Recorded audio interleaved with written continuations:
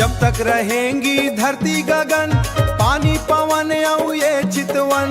पानी रहेंगी धरती गगन, पानी पवन औ ये चितवन। तब तक गूंजे बाबा तोर नाम, पानी पवन औ ये चितवन।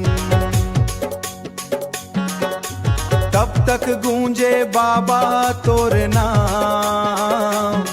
जय जय गुरु घासीदास सतगुरु। सतनाम सतनाम जय गुरु बाबा घासीदास। सतनाम सतनाम सतनाम सतनाम सतनाम सतनाम जय जय बाबा घासीदास। सतनाम। सूरज चंदा जब तक चमके, धरती ऊपर भोर दमके। तब तक अमर रही तोर बानी, मेटे मन के दुख औ हैरानी। सत्य अहिंसा समता दाता, दीन दुखी के भाग्य विधाता। अंधियारा मेटे जग सारा,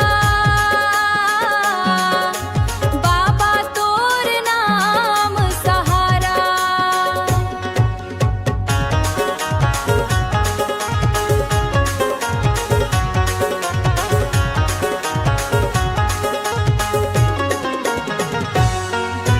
गांव गांव में जोत जलाए, गांव गांव में जोत जलाए। सोए मन ला राह दिखाए, सोए मन ला राह दिखाए।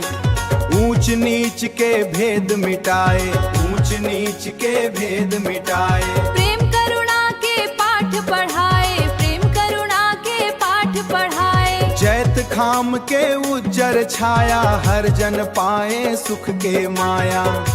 सत्य नाम के गूंजे नारा हरिया। जय गुरु बाबा जग उजियारा। पांच तत्व के रचना भीतर, बसते बाबा बन के सतपुरुष।